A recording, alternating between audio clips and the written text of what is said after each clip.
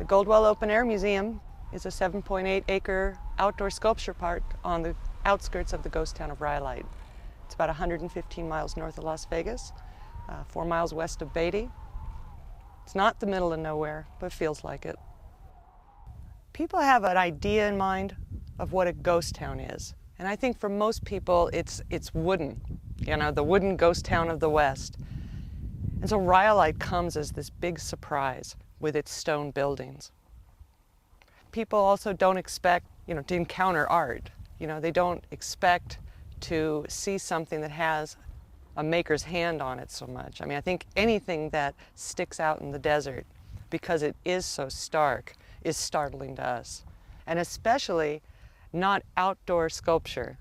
They might expect to see something hanging in a little shop or a gallery, but not like this. Why is it here? Who made it? There's very little for people to go on from here, and that's an experience we're trying to preserve, because somehow there's an invitation to really come and check it out when it looks like there's not a museum setting or rules or a guide or an admission charge. It's you and the artwork and the environment. As people drive up towards Rhyolite, there is one sculpture that stands out against this desert backdrop. There's no mistaking it, Lady Desert. Yeah, she was created by a Belgian artist named Hugo Heiermann, or Dr. Hugo as he goes now. And she's 25 feet high, made out of cinder blocks, painted pink and yellow and red. And she was meant to be an open invitation for people to explore the desert. That was the artist's intent, to create sort of a welcoming figure, because some of the figures out here are a little bit spooky. You once told me that Hugo Heiermann was a digital artist, and it's obvious the influence there in the sculpture. Absolutely. Dr. Hugo's completely known for his computer work and his online imagery. And so this is a pixelated figure. She was conceived on the computer screen and then rendered in 3D out here using cubic forms. After Lady Desert, there is one other sculpture that's very obvious. It's Albert Zukowski's Last Supper. Absolutely. It's the biggest piece we have out here, and it's absolutely the one that gets people out of their cars. The 13 figures of the Last Supper are a stark white piece that just glow under the different light conditions in the desert. The experience of them is different almost whenever you come. They're spooky for people. They know they're going to a ghost town, but nobody really expects to see a ghost. There are 13 individual figures in the Last Supper sculpture, and they were all made from live models from the town of Beatty. They were made by draping a person in a plaster of Paris soaked burlap, and then the artist would pose the person with a lot of gesture. He has life in them by the way he posed them. And the person would be wrapped in plastic, draped with this heavy, heavy plaster-soaked cloth, and then he had to stand still for 20 minutes. And they did this in the midday sun in August because it would dry in 20 minutes. They really had it down to a science. So this is Simon, right? It's the end of the table. If Christ is there, it's on his left side. So he's surprised, you can see that, He says, hey, what's the matter, This guy, he hears the news from Simon, so he's also surprised. That's why his hand is up. He says, what,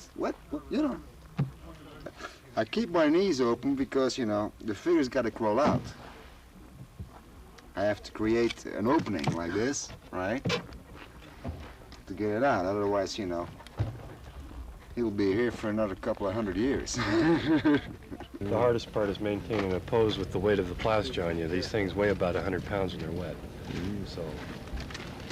Wow. How long do you have to stay there to do it? About 15 minutes. No, because you can't move, and if you move or something, once they get the plaster on, it'll all crack up and ruin the pose. At the same time, you can't let the weight drag you out of position. Then it'll look slunched over or. Well, what I'm thinking of is making a good figure. A good aesthetically right, the drapery and everything. It's important. Also, it's a part of the Last Supper. They have a conversation, and I want to get that involved. So each of the figures was cast individually, And then they were put into groups of 3 or 4 disciples, and there's a standing figure of Christ in the middle.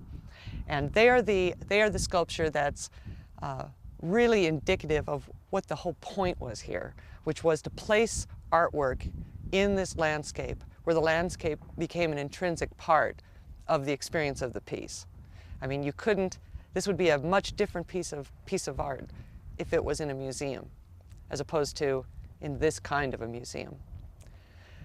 Another piece we have is Ikara.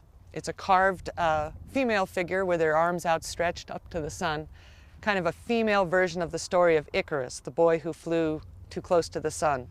It's also a very tall sculpture. It's up on a 20-foot high pole, and your experience is looking up so that you are actually sort of soaring with her as you look up, as opposed to just plop, there she is. Another sculpture is called Homage to Shorty Harris. And Shorty Harris was a miner in Rhyolite, I think one of the original claim filers of the town of Rhyolite.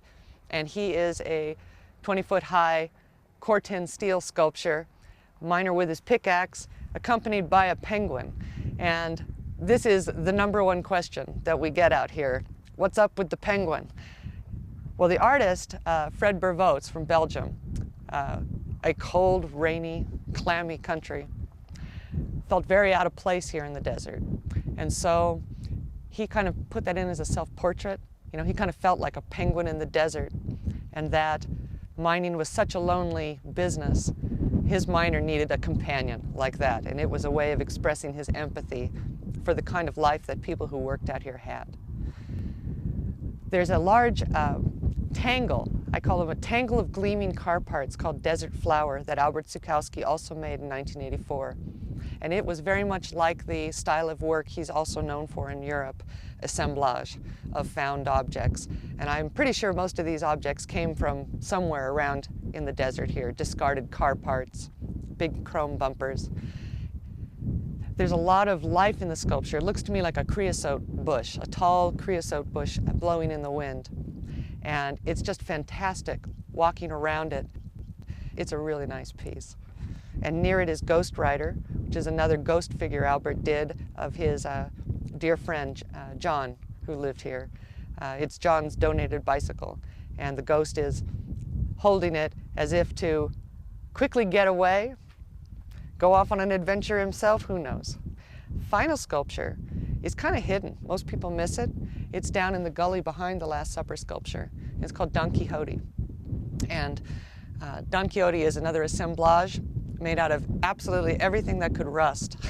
It's brown. It's a standing figure of a man with a long lance. And Albert put it in the flash flood gully because he kind of felt that was the Nevada equivalent of tilting at windmills like the Man of La Mancha. So there you have it. Those are the works that we have out here now. And we hope in the future to be citing some additional work. Well, we're here on the 20th anniversary of the museum. What do you envision in the next 20 years? Well, any kind of art place, in my mind, needs to grow and needs to stay vital for it to have a future. So it may not be just enough to be a preservation organization and to take care of these pieces here. But it's important for us to continue Albert's art-making vision for this place. What would your feelings be leaving it here? Oh, I think they're going to be well taken care of, first of all. And I know that the surroundings where they're at, you know, it's where they, matter of speaking, you know, they want to be. You see a view over the valley. I think it's the best any statue can ask for.